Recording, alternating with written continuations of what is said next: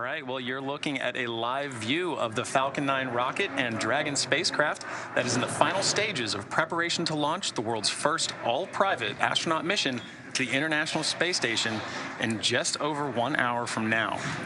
Today's launch marks the next step in evolution of the human spaceflight story. This is the first of a number of planned private astronaut missions, or PAMs, by Axiom Space to the International Space Station, and it represents the culmination of years of hard work between both government and private entities to open up the doors to low Earth orbit. My name is John Rackham, and I am the Crew Systems Deputy Manager at Axiom Space, based out of Houston, Texas. For awareness, we are cycling orbit tank isolation valves to equalize low flow pressure.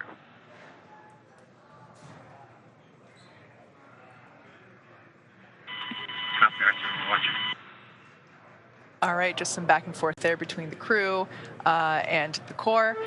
My name is Kate Tice. I'm the Quality Systems Engineering Manager here at SpaceX headquarters in Hawthorne, California. With our coverage now expanding to NASA television, I'd like to welcome friend from NASA, Dan Hewitt, coming to us from Johnson Space Center over at Houston, Texas. Hey, Dan. Hey, Kate, great to see you and the Johns. We're excited to join and get this milestone mission off the ground. Liftoff time is still holding, let's see, for 11:17 a.m. Eastern Time, and currently tracking no issues with Falcon 9 or Dragon. The range remains green, and as you can see there with that shot, the weather is definitely cooperating. Yeah, it's a beautiful day for launch. What a gorgeous shot. Now, over the last 3 hours, Axiom astronauts Michael Lopez Alegria, Larry Connor, Mark Pathy, and Eitan Stiba donned their SpaceX suits in our new suit-up room and were then transported to the pad where our crew entered the SpaceX Dragon spacecraft that you see there live on your screen. Right, and since arriving at the spacecraft, our crews were helped by the closeout engineers or advanced team to get into their seats, attach their suits to special umbilicals that provide breathing air and a communication link to Dragon systems. And at that point, they conducted successful leak checks and communication checks with the core here in Hawthorne, which is the person dedicated to speaking directly to the crew throughout the mission. The closeout team then sealed the hatch, which also gets its own leak check. Unfortunately, that leak check didn't pass the first time, so we opened it back up, wiped it down, and performed that leak check again. And that second one was good. So that leak check is closed. Or excuse me, that side hatch is now closed. Moments from now, the closeout team will depart the pad while weather operators kick off their final check on wind speeds at the pad before the final go, no-go for launch. But before we get to that final go, no-go, the SpaceX team will do an internal poll, making sure conditions are ready with Falcon 9, Dragon, the crew, the range, and the weather. Let's pause now and watch watch the closeout crew as they finalize their preparations there on the pad.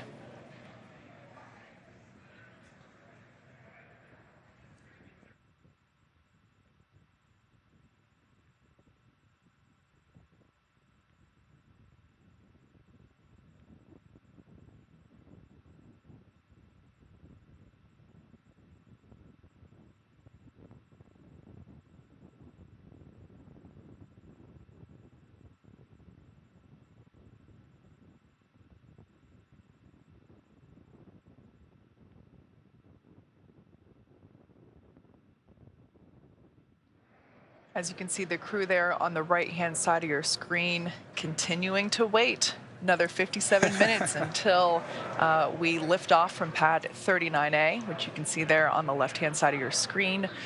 We can confirm that the closeout team has departed the access arm there, so that's good news.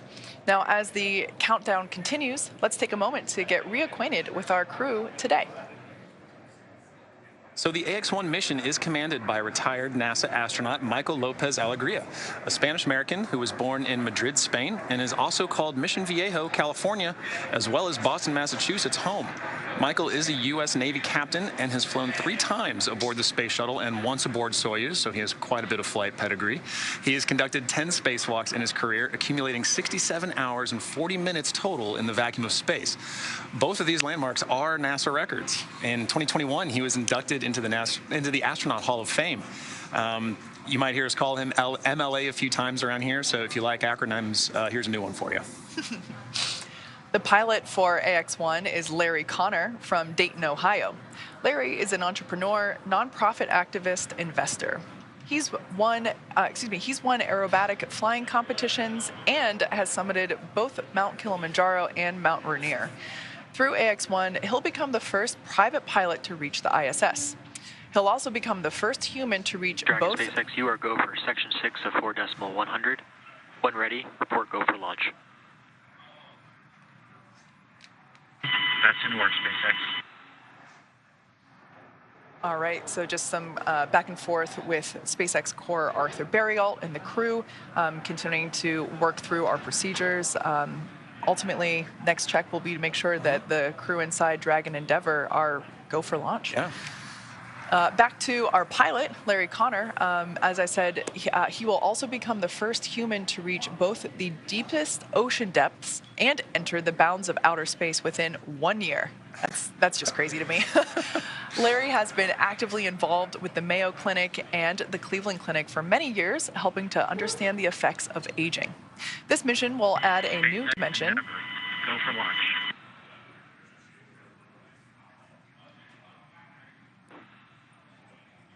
Copy that, Endeavour. Crews go for launch.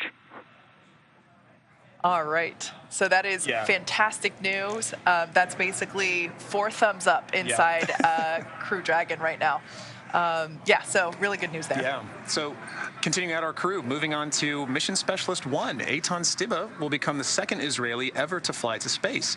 In many ways, today's mission is a return to flight for the nation of Israel after the Columbia tragedy in 2003. Eitan served for more than 4 decades as a fighter pilot in the Israeli Air Force, where he received the Distinguished Aviator Medal, and today he is an impact investor and philanthropist. In collaboration with the Ramon Foundation, the Israel Space Agency, and the Ministry of Innovation, Science and Technology, and the Ministry of Education, Stiba will fly to the ISS under the Rakia banner and the maxim, "There is no dream beyond reach." During his time on the ISS, Stiba will facilitate scientific experiments, educational outreach, and one of my personal favorites, artistic activities. Mark Pathy is an entrepreneur, investor, and philanthropist, as well as mission specialist number 2 on this AX-1 mission. Pathy is currently the chief executive officer and chairman of Montreal-based Maverick, a privately owned investment and financing company he founded that focuses on innovation and social impact.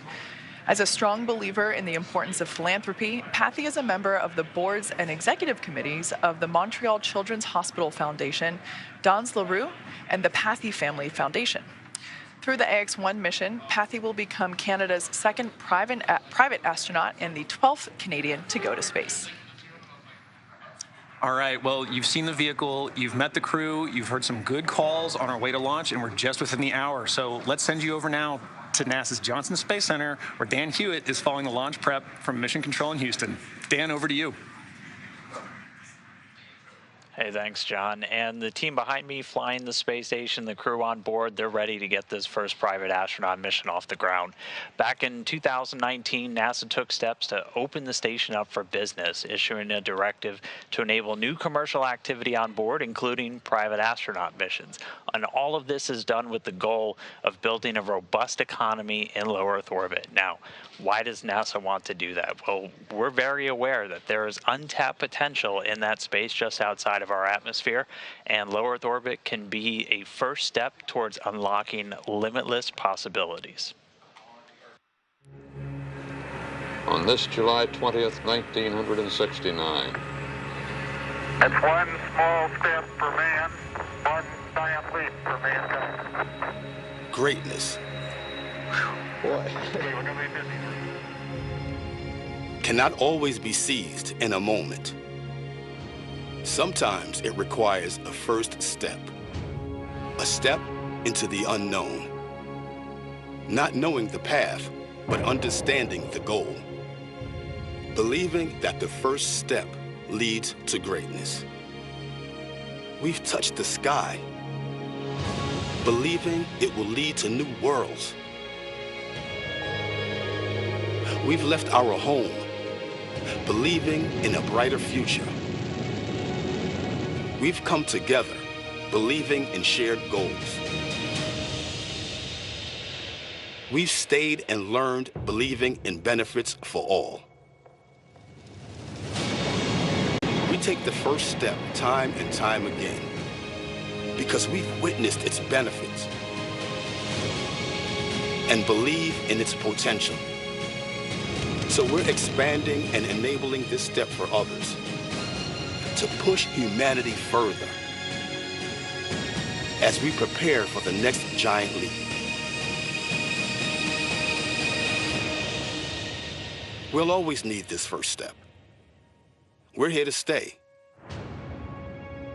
And now is the time to join us.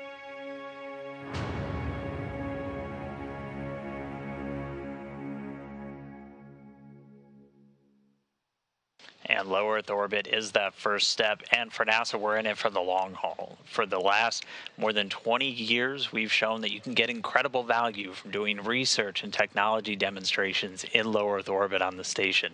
And along the way, we've continually increased our work with commercial organizations, flying research, payloads, entire facilities, experiments, and working with U.S. companies to fly cargo and crew to the station, the latter of those laying the groundwork for the mission we're seeing about to launch today.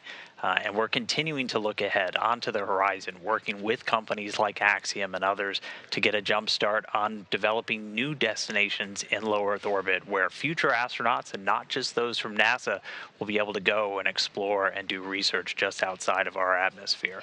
So we've got our sights on the horizon, and our ultimate goal is for NASA to become one of many customers in this new economy in low Earth orbit as we set our sights on deep space exploration, heading back to the moon and beyond under the Artemis program.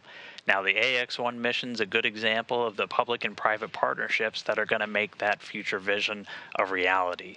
But to take a little bit deeper of a dive, let's jump over now to my colleague, Megan Cruz, who's standing by at Kennedy Space Center with NASA Administrator Bill Nelson. Over to you, Megan. Good morning to you, Dan, and good morning, NASA Administrator Bill Nelson. Great to have you here, as always. Good morning. Well, I wanted to talk to you because we know that one of NASA's goals has been to enable commercial efforts in space. With today's Axiom-1 mission, the first all-private crew to the International Space Station, what does today represent for the agency? We're taking commercial business off the face of the Earth and putting it up in space. And that's one of our main programs now, because we want to get NASA out of low Earth orbit and go explore the heavens.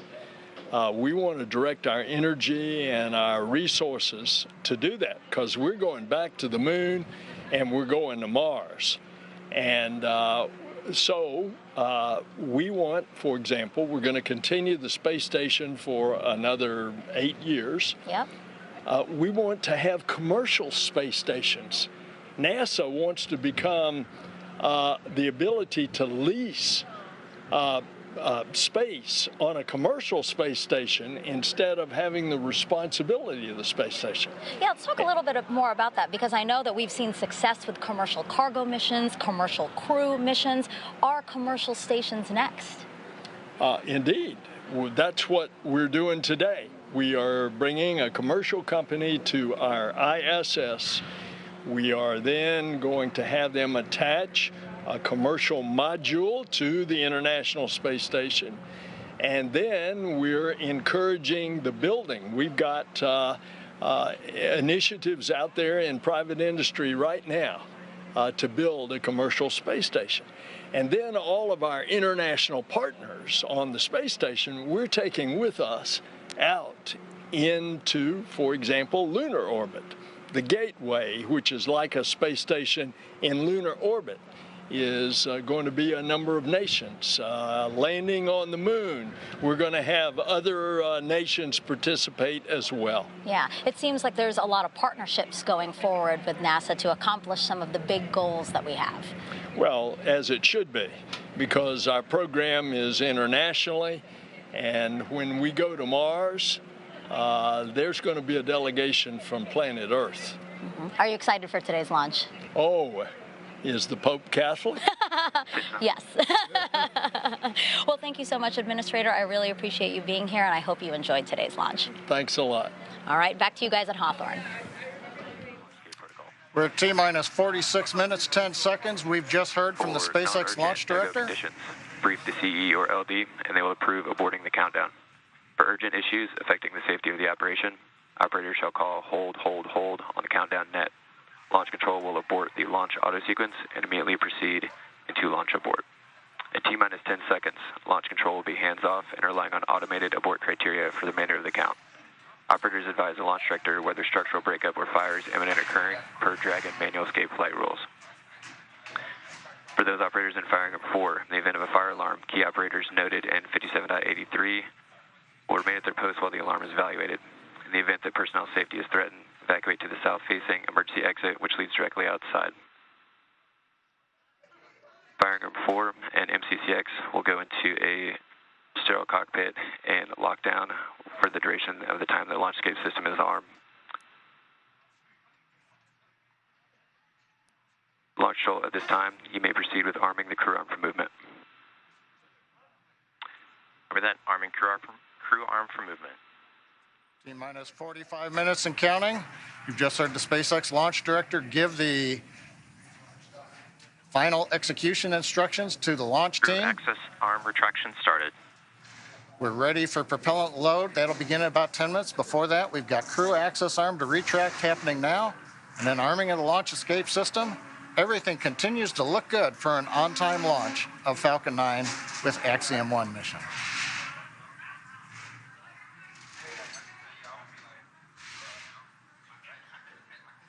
Dragon SpaceX for tablets. Go ahead, Arthur. As we prepare to step into LES arming, I need you to verify that the elastic bands are over the corners of all of the iPads in the vehicle.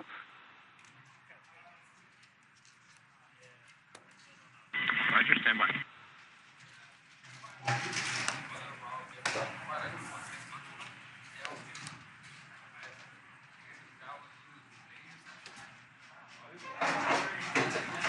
SpaceX Endeavor, Arthur, I can confirm that the elastic bands on the satchels are around the tablets and all the.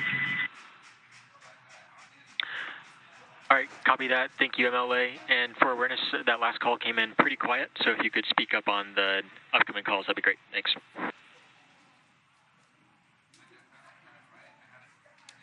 Okay.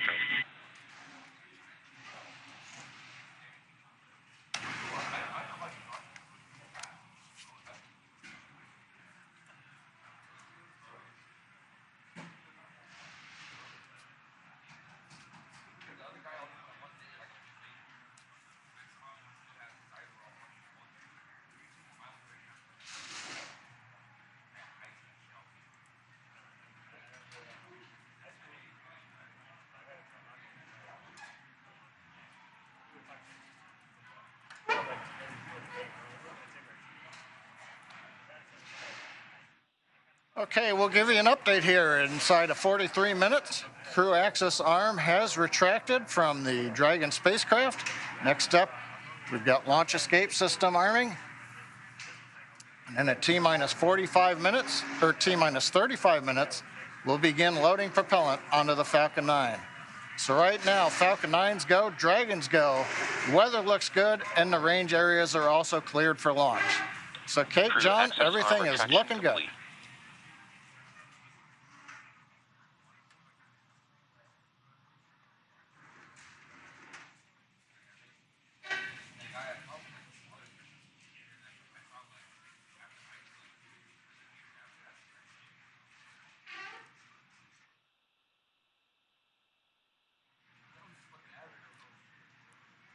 Inside of 42 minutes, everything continues to go well. Waiting now for launch escape system arming.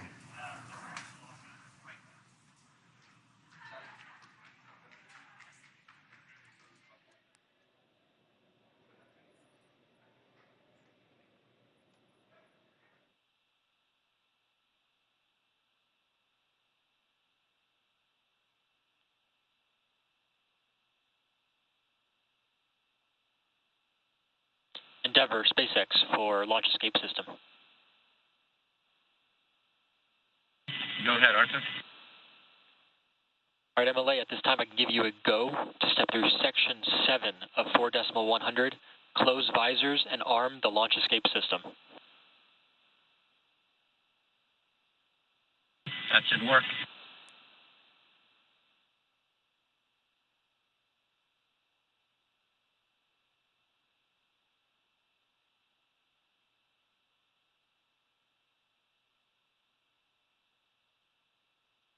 SpaceX Endeavour visors are closed. We are arming the launch escape system.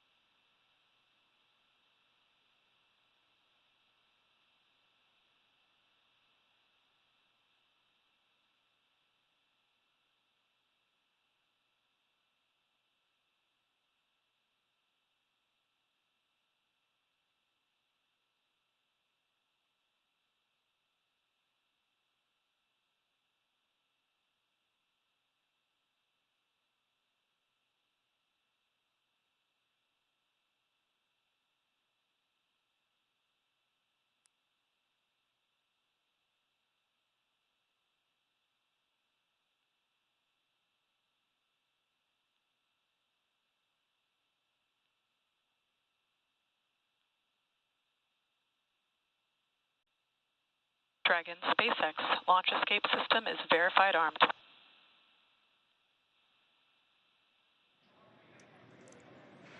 Copy, SpaceX. All right, there you heard it. The launch escape system is now armed. You can see there the crew in their seats with the visors down. Launch escape system, is the first of its kind escape system. It provides escape capability all the way to orbit. It's a really important function to have. Obviously, no intention of using it today, but that's what those call-outs were there back and forth that we just heard. Right, and as we heard earlier too from Administrator Bill Nelson, the importance of low Earth orbit. So speaking of just how valuable low Earth orbit is, the crew of X-1 will be conducting a tremendous amount of science over the course of their 8 days on board the ISS. And not only does that include 25 Axiom managed studies, but it also includes the Axiom crew participating in efforts that extend far beyond this mission. Some of those we actually looked at earlier. One of these broader studies is a series of health monitoring tests before and after the flight. A few days ago, I was able to connect with Dr. Emmanuel Riqueta to talk about the ongoing research this crew will participate in on behalf of the Translation Research Institute for Space Health, also known as TRISH. Here's our conversation. Dr. Riqueta, welcome. It is wonderful to get to talk to you. Please introduce yourself and tell us, what is TRISH? Absolutely. My name is Emmanuel Riqueta, and I'm the Chief Medical Officer at the Translational Research Institute for Space Health. And I'm also faculty at Baylor College of Medicine in Houston, Texas. The Translational Research Institute for Space Health, or TRISH, we're partners to the Human Research Program at NASA. And one of our main goals is to find and fund new disruptive research that is high risk but potentially high reward, with the end goal of keep humans healthy both in space and on Earth. And we have been working with commercial spaceflight missions since last year, and Axiom 1 is our 4th commercial spaceflight mission. That's really fascinating. Can you tell us a little bit more about your primary areas of focus or what you're studying on this mission? Yeah, so TRISH focuses mainly on the high priority areas of human spaceflight research. And I would say the 3 highest priority areas are radiation, behavioral issues that come from being isolated and confined in space. And the third one is how your body changes while you're in a different gravity field, either a zero-G environment like in space, or during different gravity fields when you're in the moon or Mars. Okay, interesting. So what kind of systems or hardware are you working with specifically to capture this data?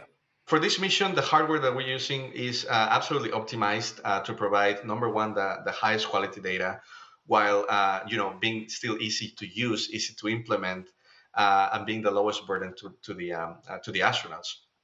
So to collect all of this data, for example, vision changes, we have been using a small device, is roughly the size of a shoebox that you can see here. I have this here with me. So this is basically like having an optometrist on a box. Basically, the only thing that you have to do is just grab it, put it on your eyes, look at an object that is roughly 6 feet away from you, And after a few seconds, you get a prescription of your glasses as right here. So as I was saying, if there's any changes on astronauts during these missions, we'll be able to see how that changes with this device. We're also looking, I was mentioning, at behavioral changes, how being in an isolated and confined environment has any behavioral aspects. And for this one, we have been using a small tablet like this one, also to test the sensory motor adaptation, the balance disorders, and the space motion sickness. We're using a device like this. And for each of the crew members, we have a set of hardware like this, and it fits. The 4 sets of hardware fits on a medium-sized suitcase. So it is really easy to move wherever it needs to go for launch and landing. That's wonderful. So what are some of the intended outcomes or goals of the research you're doing? Yeah, so some of the outcomes and one of the main applications, number one for spaceflight that we want to get from this research is that short duration missions like Axiom 1 are very, very relevant in the context of Artemis missions. When we go back to the moon, the first missions are going to be roughly the same duration as Axiom 1. So anything new that we learn from these missions is going to be absolutely valuable. Really, every new piece of data that we collect in spaceflight could potentially solve and be that last piece of the puzzle that we're looking to complete what we need to know. Well, Dr. Riqueta, thank you so much for speaking with us today. We wish you the best of luck. It is my pleasure. Thank you. All right, we are about 30 minutes out from launch of the historic AX-1 mission. It has taken an enormous effort from an incredibly dedicated and hardworking team to get to this moment. And that team wanted to take an opportunity to wish the crew of AX-1 well and Godspeed. Hey AX-1, we're so happy for you guys and just want to let you know we've got you here on the ground in mission control, so fly high and have some fun. From all of us here at the Integrated Performance Team, we want to wish you luck on your pioneering mission to the ISS and hope to see you in a couple years when AX-H1 launches. It is not only an immense honor to get to watch your monumental mission, but also to have been able to support you on your journey towards this day as well. Hey guys, can't wait for this mission. We put a lot of hard work in. We're excited for you all to have a great time up there, and good luck. Thank you for helping set an important precedence ahead of a very bright future. Good luck, AX-1 crew. Let's conquer space. Hasta pronto. Woo! We want to send you all off with good wishes in this incredible journey. Godspeed. It has been such an honor to watch and support you guys as you prepare for this moment. I'm so proud of each one of you for the dedication, the long hours, and the hard work you've put into making this a meaningful mission. Hello, Axiom astronauts. Thanks for stepping up to the plate for this amazing journey. You guys have trained hard. You've waited a long time, and this is now happening. Safe travels on this historic mission for the first private astronauts to go to the ISS. It's happening. Wave to us from up above because we'll be thinking of you from down below. We're the Axiom safety team. We just want you to know that we are really proud of you and we've got your back. We're wishing you a safe and successful mission, and we'll see you when you get back on the ground. Hi guys, we're the Axiom Soft Goods team, and we just want to wish you a good mission and get back safely. It's a real pleasure to be talking with you guys right now, and we're super excited for you. I'm here to cheer you on along with the entire Crew Systems team. Yay. Thanks for everything you're doing.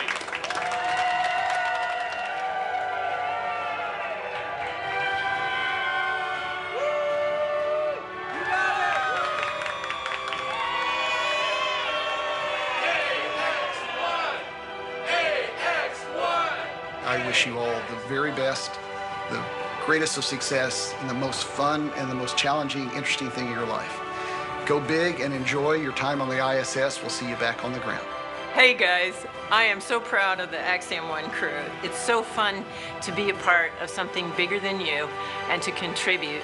Most important thing to remember, guys, take some time to look out the window and appreciate where you are. It's space.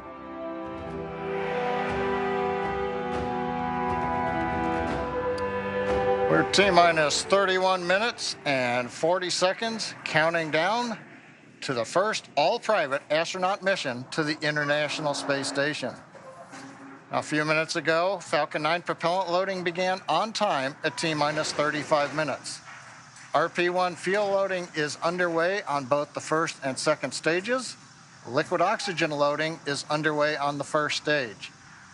Now, we'll finish up fuel loading on the second stage at about T-minus 20 minutes. Doesn't take very long. and then we'll begin loading liquid oxygen on the second stage at about T-minus 16.5 minutes. We'll continue propellant loading on Falcon 9 up until about T-minus 2 minutes. Now, speaking of propellants, the Dragon spacecraft was loaded with its propellants about a week and a half ago, just a few miles down the road from the launch site at what we call Dragonland. In order to fly, Dragon needs a fuel and an oxidizer. Start of stage 1 cryohelium loading. For the fuel, we use monomethylhydrazine, or MMH, and nitrogen tetroxide, or NTO, for oxidizer.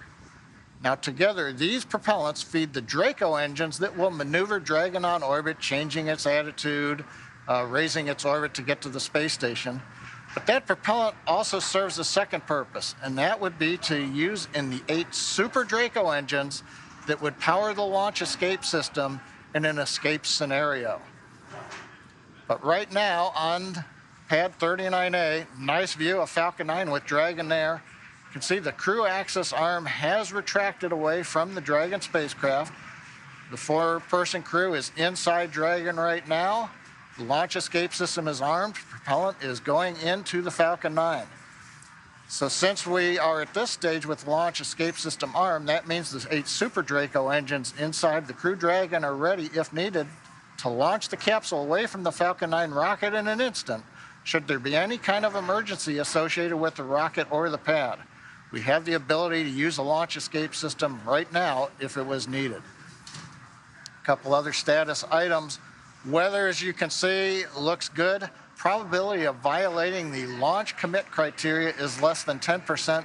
The only thing we're watching is wind gusts, but we believe, having seen the wind for the last several hours, everything continues to look good. That should not be an issue. Weather is also good in the Atlantic Ocean should we need to use a launch escape splashdown site for the Dragon capsule. We've also got upper altitude winds we've been checking out. Balloons have been released by the range here recently. We continue to look good for upper altitudes as Falcon 9 flies through the periods of maximum dynamic pressure. And finally, on the range, of course, we have cleared the danger areas, the hazard, the caution areas. Everybody's out of there except the 4-person crew up in the Dragon capsule, very top of the rocket you can see in the picture.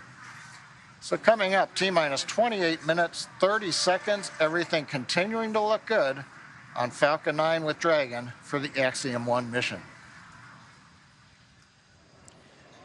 Let's take a moment now to get acquainted with the vehicles that you see there on your screen.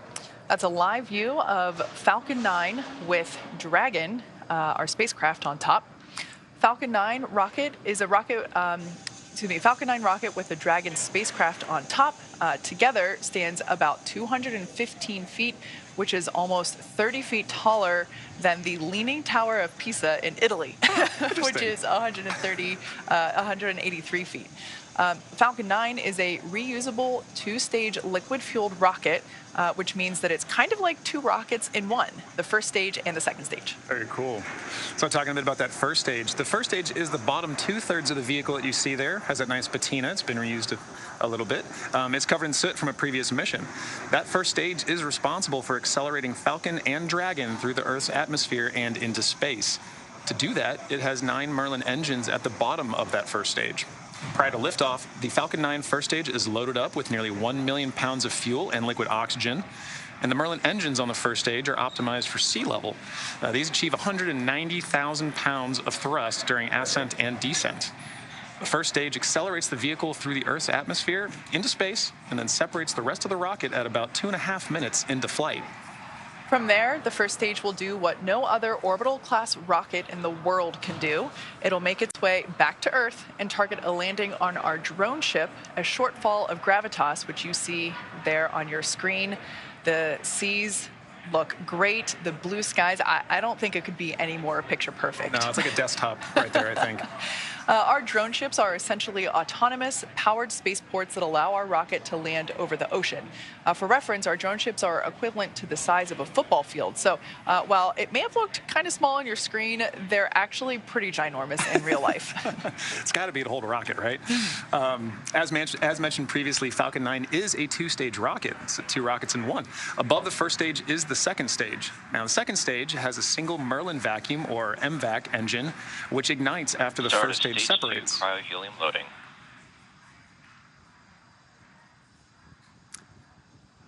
Now, the second stage is essentially a smaller version of the first stage, and whereas the first stage is designed to power the vehicle out of Earth's atmosphere and the forces of gravity, the second stage is specifically designed to operate in the vacuum of space.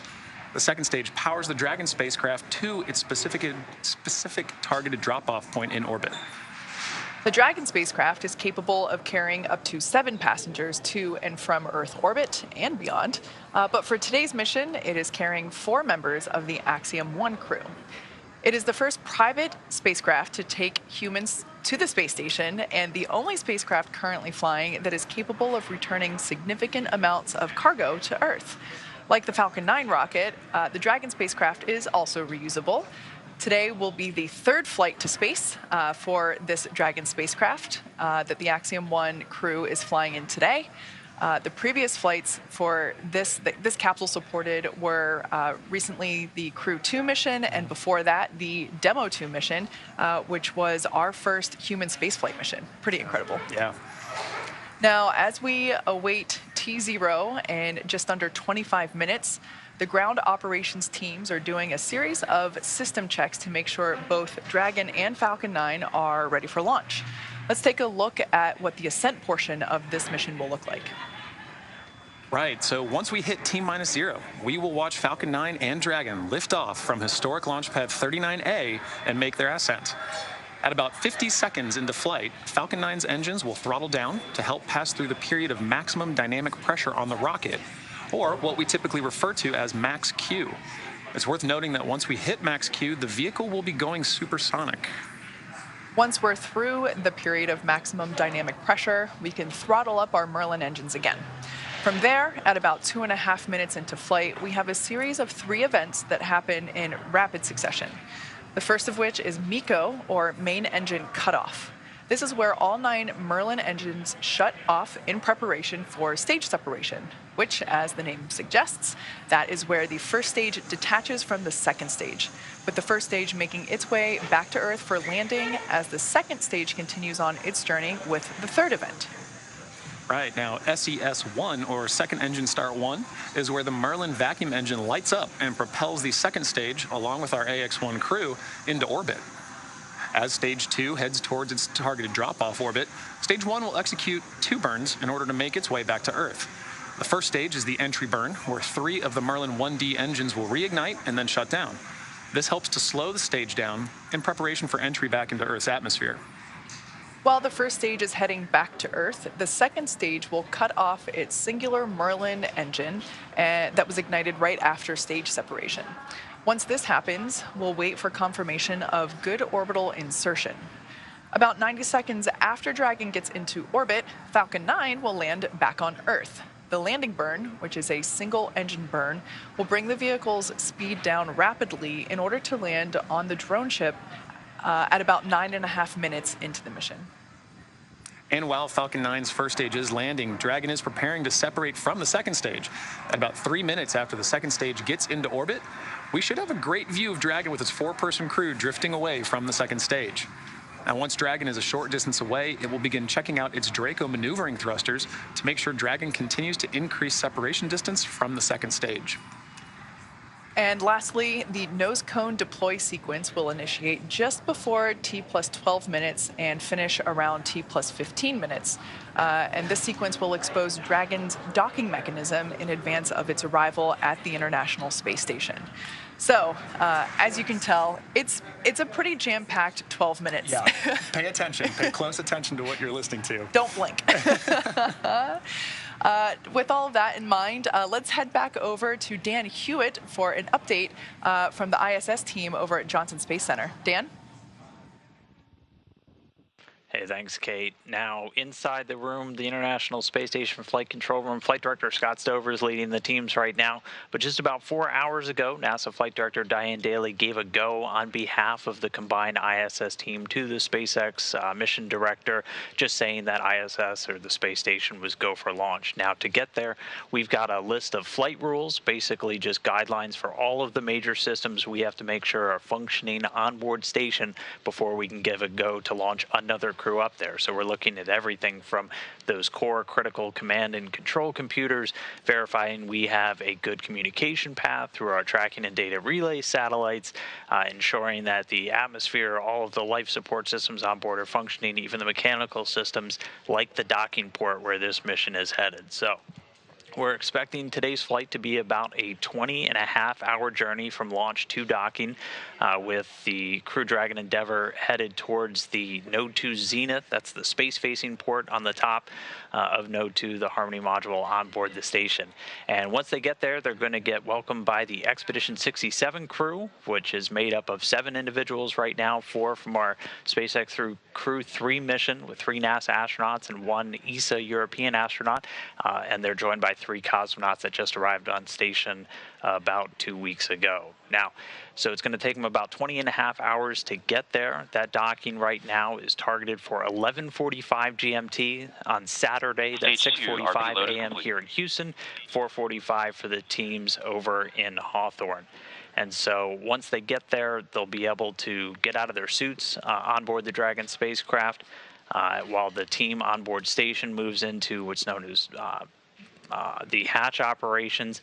Station Commander Tom Marchand is going to be pressurizing that small area between Dragon and the station hatches, and we expect it to be a little under 2 hours from docking to hatch open, and then we'll welcome the AX-1 crew on board the space station. So a lot to come with that 20.5-hour journey, but all that's going to start with a launch. So I'll send it back over to Hawthorne as we get into the final phases of the countdown. Back over to you, John.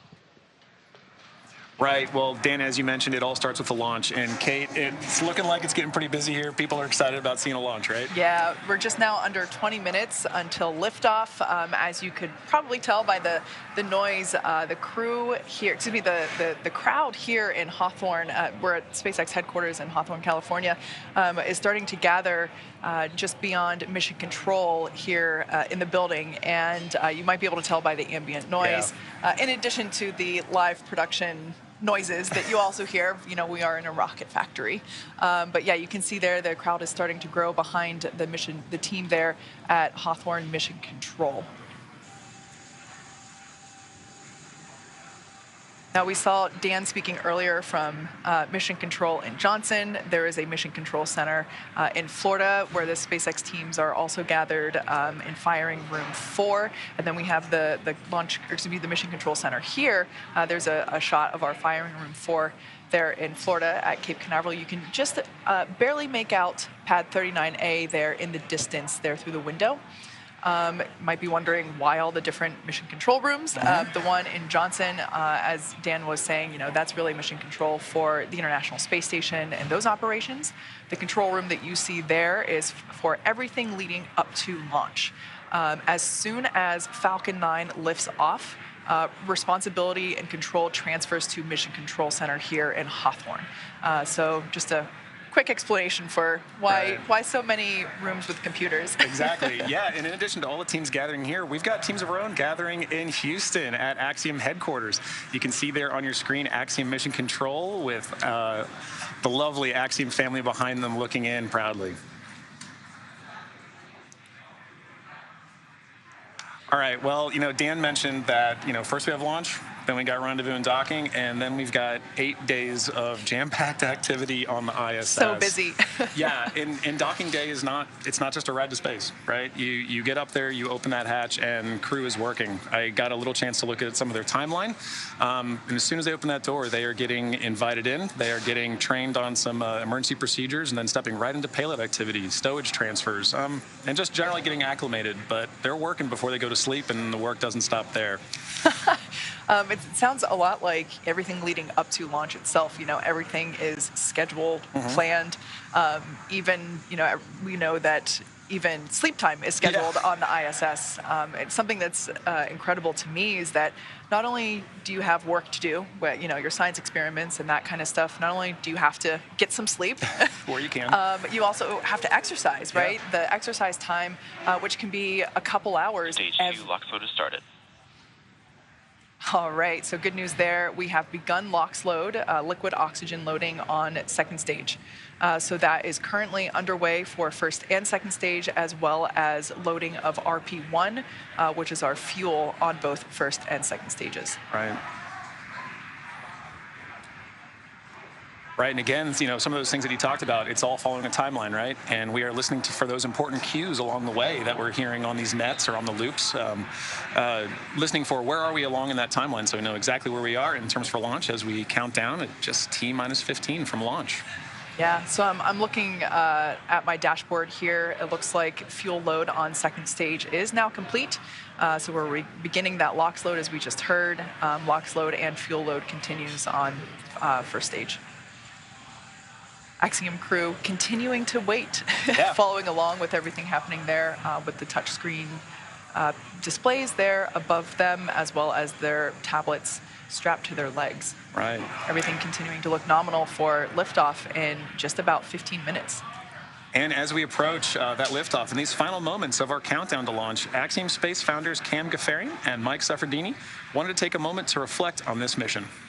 Well, this moment for me and Michael is a very special moment in a beginning of many beginnings, right? The launch of AX-1 going to International Space Station as part of our journey to build the first private commercial space station. And we're so grateful to be here and delighted at this moment as part of this incredible journey to commercialize and privatize low Earth orbit.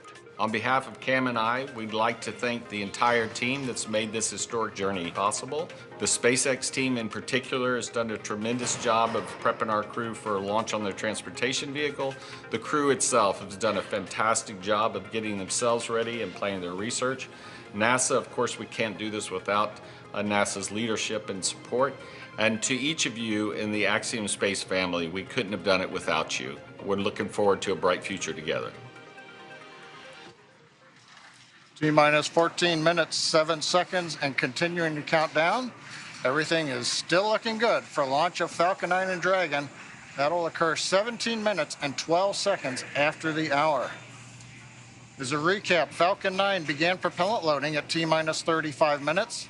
We just heard loading of the RP1 fuel. The kerosene fuel onto stage 2 was completed right on time at T-minus 20 minutes. We've still got fuel going onto the first stage. Looks like we're about 90% or so full right now. Fuel loading will finish up at T-minus 6 minutes, and we'll hear that call out in the countdown.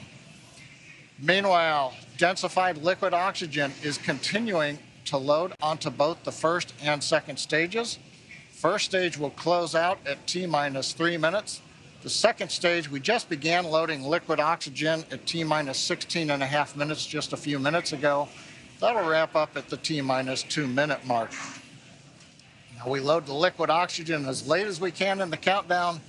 It's densified, that means it's ultra cold, well below the boiling point of liquid oxygen. That lets us put as much as we can on the vehicle for performance, and getting it on board the vehicle just before liftoff means it won't warm up, where you start to lose the ability to put liquid oxygen onto the stages, into the tank. In the quantities we want. So it stays nice and cold, it doesn't bleed off, and that gives us the performance we need on Falcon 9. Continuing on, Falcon 9, checkouts of the thrust vector controllers, what we call TVC wiggles, you may hear that term, they're coming up.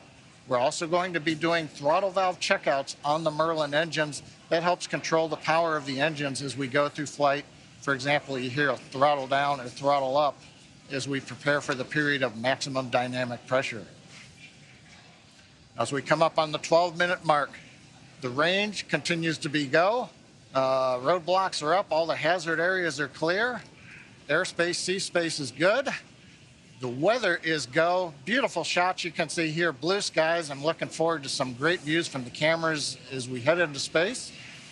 And then finally on the Dragon side, the Dragon mission director and team, they're reporting no issues. We've done the communication checkouts with the crew. You can see the crew access arm has retracted into the launch position. You can see Dragon now with the strung back of the transporter erector and the umbilicals going to Dragon alongside of it. We've also armed the launch escape system, and obviously the crew is strapped in the Dragon capsule and they're ready to go.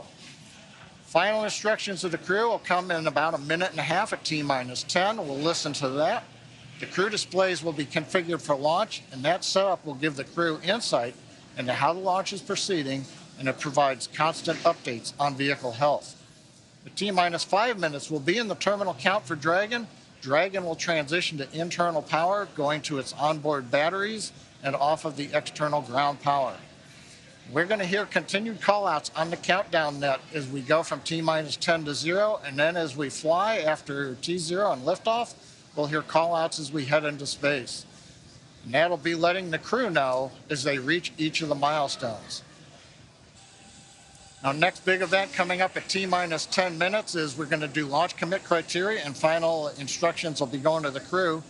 One other thing that you will hear is during ascent, you may hear 1 alpha, 1 bravo, 2 alpha. These are launch escape states. As the Falcon 9 flies, if a launch escape was required, the crew on board knows where they are passing various points in the countdown, and that would tell Dragon what sequence of events to execute to come off of the Falcon 9 and bring the crew back safely down under the parachutes in the ocean. Right now, T-10 minutes. Let's listen in to the countdown now. Dragon, SpaceX, confirmed crew displays are configured for launch. SpaceX Endeavour, we confirm they're configured. Copy MLA, and on behalf of the entire SpaceX team, we're honored to have you aboard Endeavour for its 3rd flight to the International Space Station. Axiom 1 marks a new step in commercial spaceflight and research. We wish you a great mission, good luck, Godspeed, and enjoy the ride. Thanks for those words, Arthur. I've got a few of my own. I'm going to let my crewmate Eitan say it first, though. שלום. כמה ימים לפני שאנחנו מציינים את המסע הגדול שלנו לחירות, and a few minutes before launching on this journey, I wish to share with you the words of the Greek poet Constantine Cavafy that well describe the perspective of our marvelous crew. Keep Ithaca always in your mind. Arriving there is what you are destined for, but do not hurry the journey at all. Better if it lasts for years. So you are old by the time you reach the island, wealthy with all you have gained on the way, not expecting Ithaca to make you rich. Ithaca gave you this marvelous journey. בהצלחה AX1, בהצלחה רקיע. Thank you, Eitan. I'm going to continue far less elegantly or eloquently, but as we sit here on the precipice of this new era in human spaceflight, we do so on the shoulders of professionals at SpaceX, NASA, and Axiom. We want to thank all the teams at SpaceX, Falcon 9, Dragon, the launch team, of course, closeout team, all of the folks in mission control, and of course our training teams. With NASA, boy, it's been tough. You know, the first time was always hard, and there's no playbook. It's all open field running, but with ISS program, commercial LEO development, and flight operations, we've learned a lot, and we'll continue to do so. We want to thank Cam and Seth for their vision, but especially all the people at Axiom for putting this mission together with the amount of miracles that they performed. All of you, make no mistake, are the men and the women in the arena. Your faces are marred, if metaphorically, by the dust, sweat, and blood, and you strive valiantly. You will have no place with the cold and timid souls who know neither victory nor defeat. The crew of the great ship Endeavour is ready to sail her proudly, Arthur.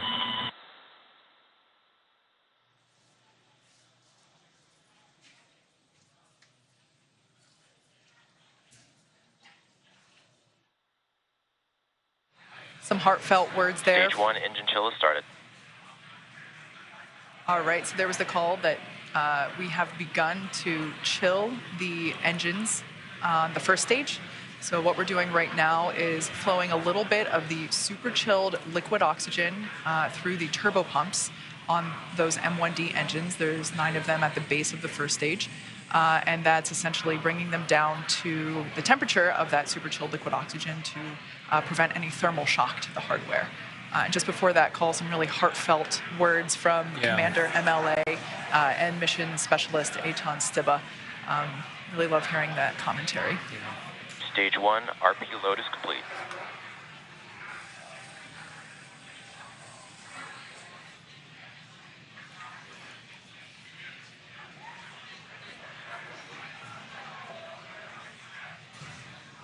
At this point in time, fuel is fully loaded on both the first and second stage. LOX loading continues on both stages.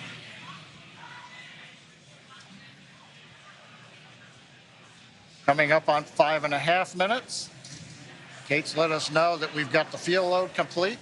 Next is coming up. We're T-minus 5 minutes. Dragon will be transitioning configuration for terminal count and going on its internal battery power.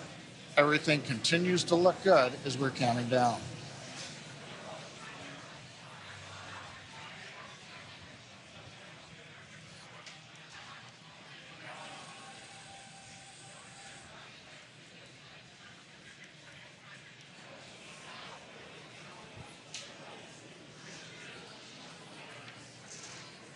Dragon is in configure for terminal count. Falcon 9 tanks are pressing for strong back retracts.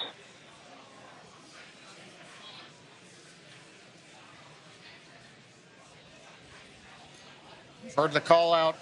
We're pressurizing the tanks for strong back retract. We'll hear a sequence momentarily. Strong back is retracting. Actually, that's the start of about a 1-minute sequence. At about T-minus 4 minutes, the clamp arms that you can see there will open. And then, back is retracting. And then we will see the retract from there. So we've heard the call out. That's the start of the sequence.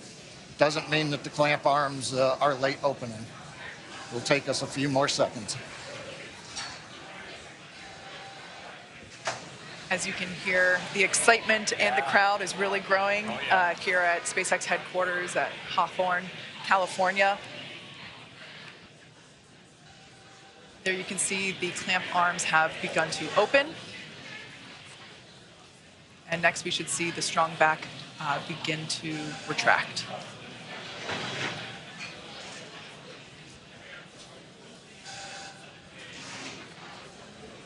This structure is what we basically use to transport the fully integrated vehicle to and from the hangar to the launch pad. And there you can see that strong back retraction has begun.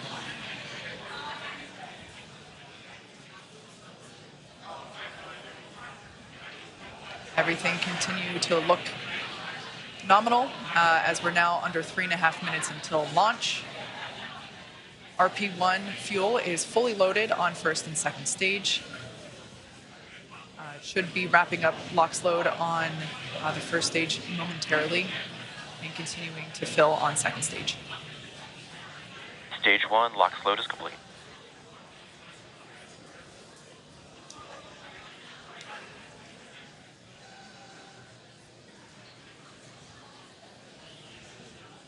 We're under 3 minutes until liftoff of the Axiom 1 mission. Dragon is in terminal count and is on internal power. All right, there we heard that Dragon is on internal power. As I was saying, we're getting close. The crowds are growing. The excitement is palpable. You can see there on the left-hand side of your screen, mission control here in Hawthorne, California, just behind where John and I are. And then on the right-hand side, that looks like Axiom mission control. That looks like Axiom mission control in Houston, Texas. Everybody's waving and saying, hey.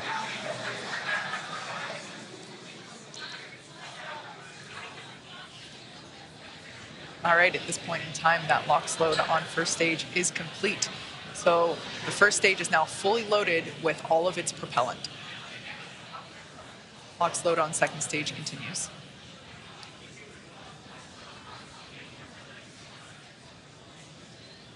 as we've mentioned before. Stage 2 lock float is complete. All right, so there's that call. At this point in time, Falcon 9 Dragon is in auto idle. Dragon is fully loaded with all of its propellants, nearly 1 million pounds of that propellant.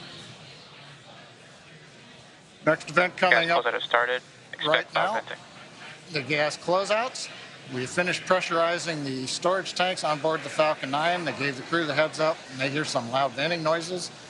We're also going to vent down the liquid oxygen line that carried the LOX up to the second stage. Generates a typical large white cloud of condensation around the strong back. Big event coming up now, T-minus 1 minute, all the flight computers take over. Let's listen in to the last minute of terminal count.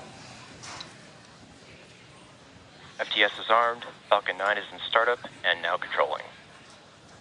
Dragon is in countdown.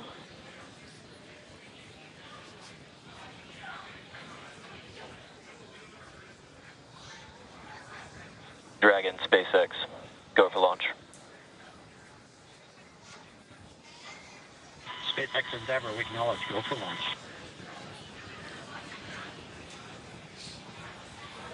T-minus 30 seconds.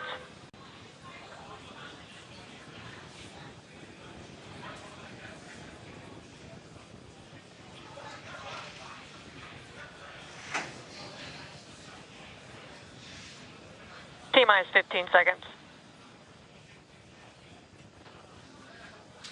10, 9, 8, 7, 6, 5, 4, 3, 2, 1, 0. Ignition.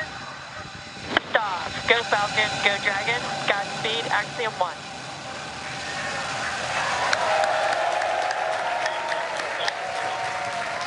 Copy 1 Alpha. Together, a new chapter begins. Godspeed, AX-1. Stage 1 propulsion is nominal.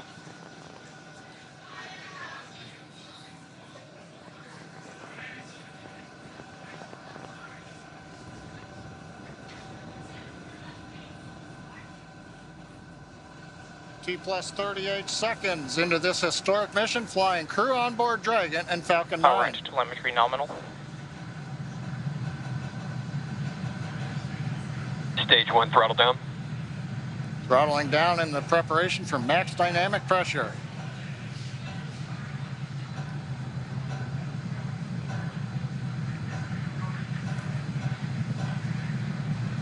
Falcon 9 is supersonic.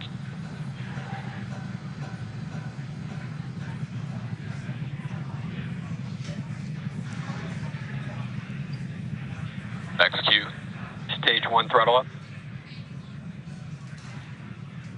Merlin 1D engines coming back up to power. 1 Bravo. Copy, 1 Bravo. The crew calling out 1 Bravo should a escape situation arise. It tells the Dragon flight computer what profile to fly using the Super Draco engines.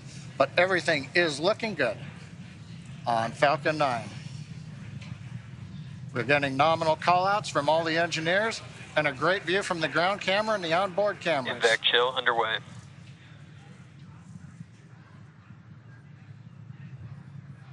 Beginning to chill in the second stage turbo pump in preparation for its ignition coming up in just over half a minute from now.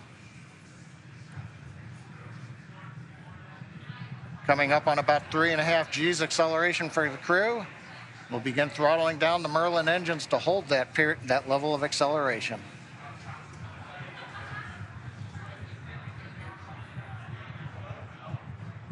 Next event coming up, we're going to get main engine cutoff of the 9 engines.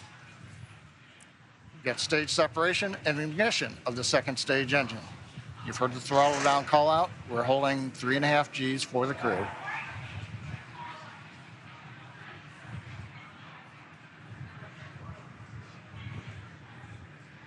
And Miko. Stage separation Copy 2 Alpha. Back ignition.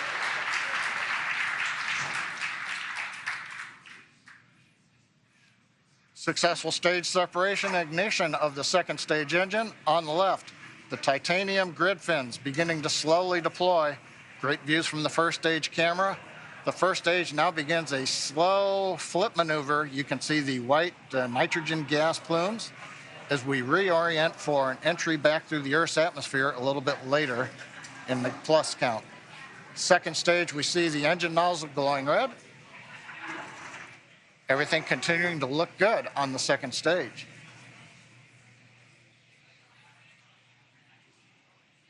We should be hearing call-outs coming up to the crew here shortly on how the trajectory is looking.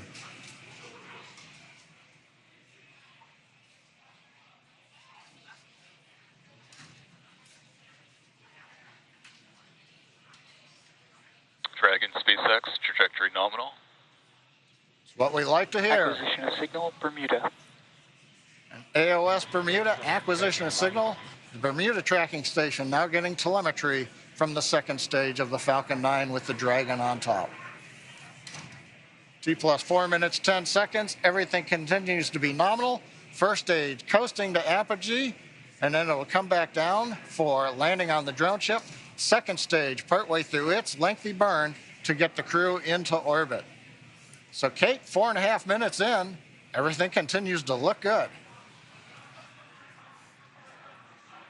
What a absolutely picture-perfect liftoff. We've got a live view of the crew inside Dragon Endeavour. Looks like everyone is still pretty comfy.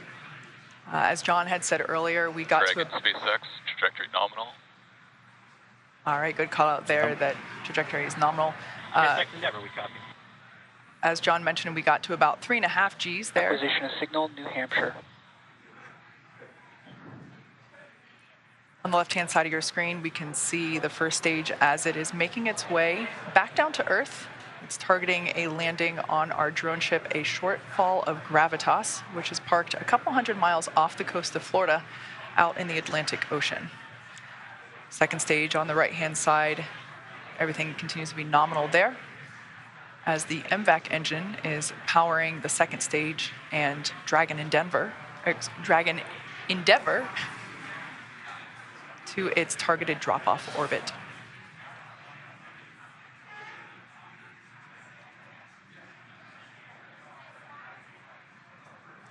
Absolutely beautiful views of both the first and second Dragon stages. SpaceX, trajectory nominal. SpaceX Endeavour, we copy. All right, so coming up in about 1.5 minutes, the first stage will execute the first of 2 burns required for today's landing attempt. At about T plus 7 minutes and 30 seconds, we'll see the entry burn begin. That's where the first stage will ignite the center engine first, and then a couple seconds later, ignite 2 more engines, so a total of 3 engine burn, which will last about 29 seconds. The entry burn slows the vehicle down significantly as it re-enters back into the Earth's atmosphere. The first stage sees high drag, which scrubs roughly 70% of that velocity by the time that the landing burn begins. Stunning view where you can see the curvature of the Earth there on the left-hand side. Dragon SpaceX, trajectory nominal. SpaceX Endeavour, we copy. There you can see the nitrogen gas thrusters. So that's the puff of gas that you see there occasionally. That's used for attitude control systems. We also utilize those grid fins that you see. There are 4 of them placed around the booster. And those grid fins also help steer for a precise landing, either at Stage 1 entry burn startup. Stage 2 flight. All right, there we can see that that entry burn has begun. We are targeting a landing on our drone ship, a shortfall of Gravitas today. Everything continuing to look nominal with trajectory and MVAC performance there for our second stage on the right-hand side.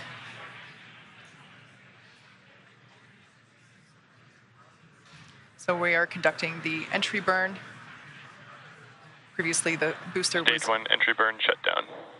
That entry burn helps slow the booster down. It was going about 25 times the speed of sound. So we slow it down as it re-enters the dense part of the Earth's atmosphere.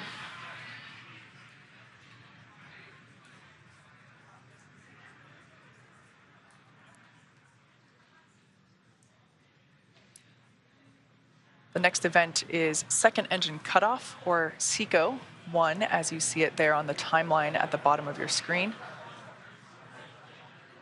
Stage 2 and terminal guidance. That's where we shut down the MVAC engine, or second engine cutoff. Copy, Shannon. Stage 1 transonic.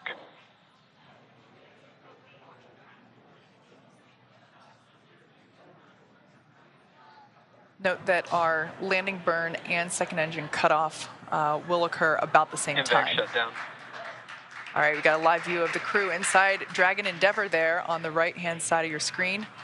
Stage 1 landing burn. Landing burn has begun for the first stage. SpaceX, nominal orbit insertion. All right, great news there. Dragon Endeavour, nominal orbit insertion. SpaceX Endeavour, we copy, and it's great to be here. 0G, and we feel fine. Stage 1 landing leg deploy. SpaceX Dragon launch skip system disarmed. As you can see, this Falcon 9 has landed for the 5th time. All the while, great commentary there. Landing confirmed. While we can confirm the landing. Signal determined, and also signal expected Cape. Confirmed landing there of the first stage booster. Also, almost simultaneously, great news for the second stage. We heard that there was nominal orbit insertion for Crew Dragon Endeavour. There you can see a live view inside our Dragon. Looks like the crew is beginning to adjust to 0G. And if you look at the right-hand side corner, it looks like we can see the 0G indicator. You know, that was one of mine. That was one of the things I really wanted to see, what they were going to bring for their 0G indicator. So I can't wait to see what comes on. It looks, I can't quite tell, Pokemon. Maybe, okay, well, hopefully it'll come into closer view. Yeah, but and if not, we'll get to ask them later, hopefully. Yeah, great to see the crew here again, starting to really getting their first taste of microgravity. Yeah. Oh, it has ears. Oh, it's a bunny. Is that like Thumper? I think it might be. I think that's Thumper from Bambi. Love it. So right now, the second stage is basically preparing for Dragon separation. The next step now that, as we said, Dragon has nominal orbital insertion, the second stage and Dragon will separate. Views there of our MVAC engine now shut off, no longer glowing that lovely shade of orange.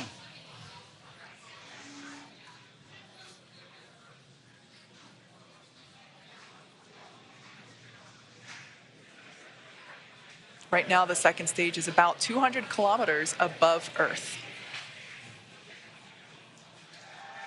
Preparing now for stage separation. Or, excuse me, for Dragon separation.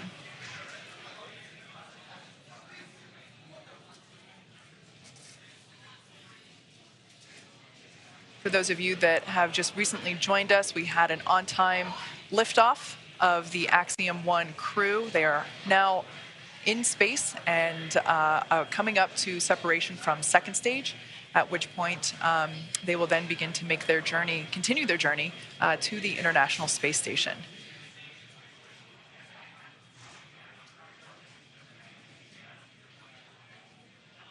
The view that you're currently looking at is inside the Dragon trunk, which, as you can see, has just separated from the second stage. Dragon separation confirmed.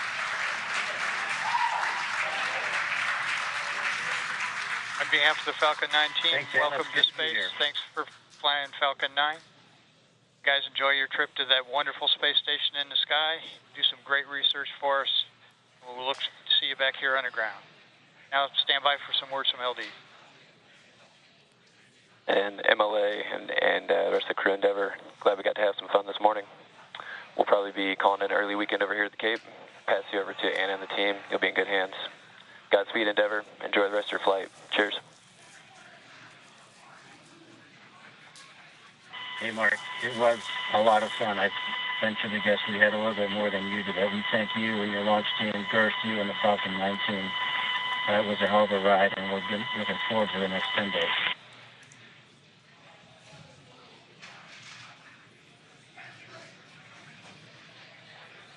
All right, some nice words there from a couple of key folks.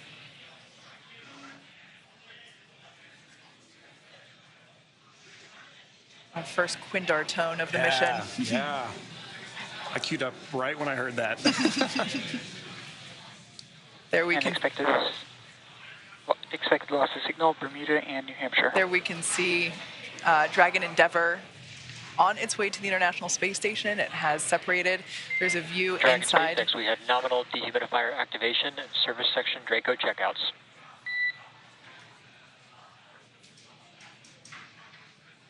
There we can see over the shoulder of SpaceX Endeavour, we copy, Arthur. Over the shoulder, previously Commander MLA was on the left and pilot Larry Connor was on the right. Live view inside the cabin. They just got the okay to lift their visors. All right.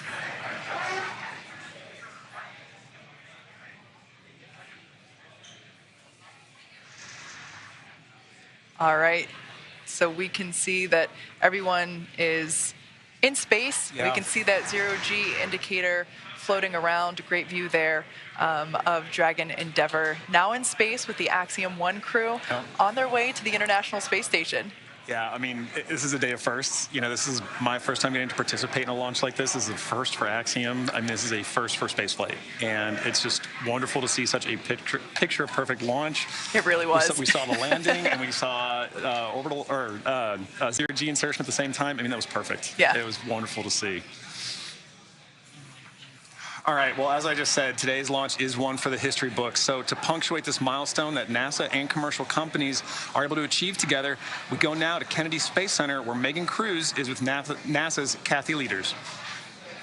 I'm here right now with the Associate Administrator of NASA's Space Operations Mission Director. It's so great to have you here, Kathy. What did you think of the launch? Oh my gosh, it's always like, you know, right in the bottom of my throat. I'm holding, I can't breathe.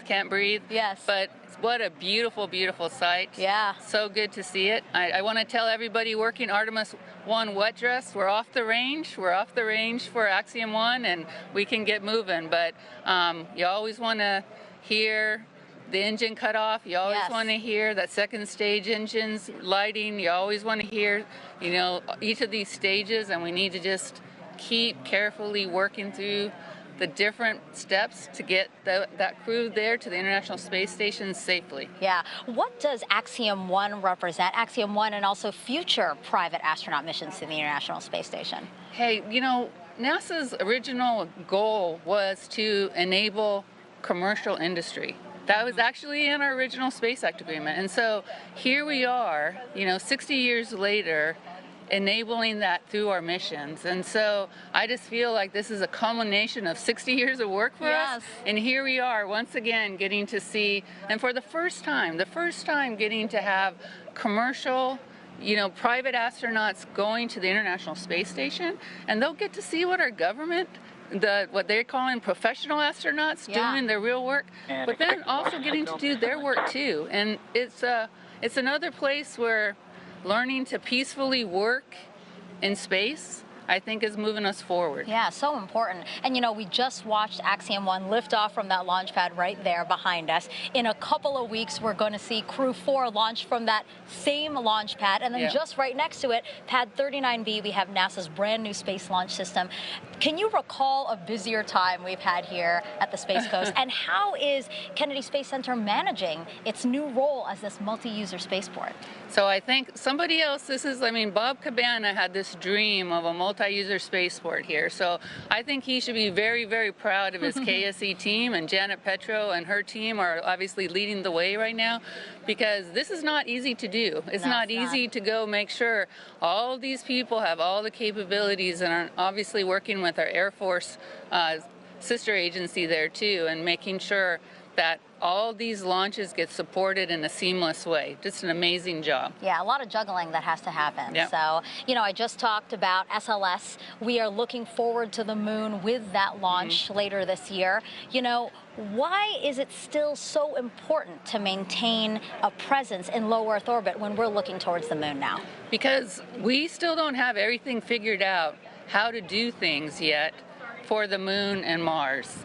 And really, the cheapest place for us to see a differential gravity environment and for the long term is still LEO. Yeah. And so we've got to continue to do these long duration flights, keep doing our medical protocols, keep doing our physical protocols, keep testing out our equipment through those long duration missions. It's the only place where we can do that right now. Yeah. And so we still need to be able to have this kind of a test bed for us to be checking out and proving our protocols, our research, our technology before you go put somebody in a rocket that's going to go to Mars, right? So just like always, we prepare, we get ourselves ready, and a low Earth orbit destination is a perfect place to do that. And again, how does us fostering commercialization efforts in space, how does that free us up to pursue these other dreams that we have as an agency?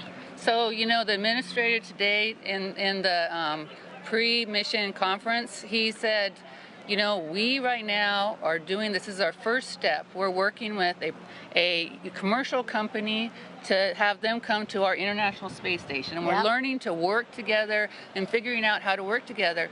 And this is going to be an important step for us because moving forward, we would actually like to now be able to buy a ride and time on orbit with a commercial company to be able to have them do that.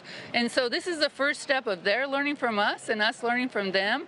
And then in the future, you know, we're going to have space station for another 8 years, but we would like by the early 2030s for us to be flipping the roles and have our professional astronauts going up and checking and doing and focusing on the research and technology we need for exploration, but allowing commercial providers to be doing the hard work of maintaining the laboratory. Kathy, what an exciting future. I'm looking forward to seeing it, and thank you again for being here. Thank you. All right, back to you, Dan. All right, hey, thanks, Megan. It is great to see the AX-1 mission on orbit. The team here with the space station are ready. We're ready to get them on board. So their journey just started. They've got about 20.5 hours until they're docked to the space station. Again, they're headed for the Zenith port on Node 2. That's the space-facing one on the very top. With that docking scheduled right now for 11:45 GMT on Saturday. That is just about 6:45. 50 years ago, we pioneered a path to the moon. The trail we blazed cut through the fictions of science and showed us all what was possible. Very pretty out here. Today, our calling to explore is even greater. To go farther, we must be able to sustain missions of greater distance and duration. We must use the resources we find at our destinations. We must overcome radiation, isolation, gravity, and extreme environments like never before. These are the challenges we face to push the bounds of humanity. We're going to the moon to stay by 2024, and this is how. This all starts with the ability to get larger, heavier payloads off-planet and beyond Earth's gravity. For this, we designed an entirely new rocket. The Space Launch System. SLS will be the most powerful rocket ever developed. And with components in production and more in testing, this system is capable of being the catalyst for deep space missions. We need a capsule that can support humans from launch through deep space and return safely back to Earth. For this, we've built Orion. This is NASA's next-generation human space capsule. Using data from lunar orbiters that continue to reveal the moon's hazards and resources, we're currently developing an entirely new approach to landing and operating on the moon. Using our commercial partners to deliver science instruments and robotics to the surface, we are paving the way for human missions in 2024. Our charge is to go quickly and to stay, to press our collective efforts forward with a fervor that will see us return to the moon in a manner that is wholly different than 50 years ago. We want lunar landers that are reusable, that can land anywhere on the lunar surface. The simplest way to do so is to give them a platform in orbit around the moon from which to transition. An orbiting platform to host deep space experiments and be a waypoint for human capsules. We call this lunar outpost Gateway. The beauty of the Gateway is that it can be moved between orbits. It will balance between the Earth and Moon's gravity. In a position that is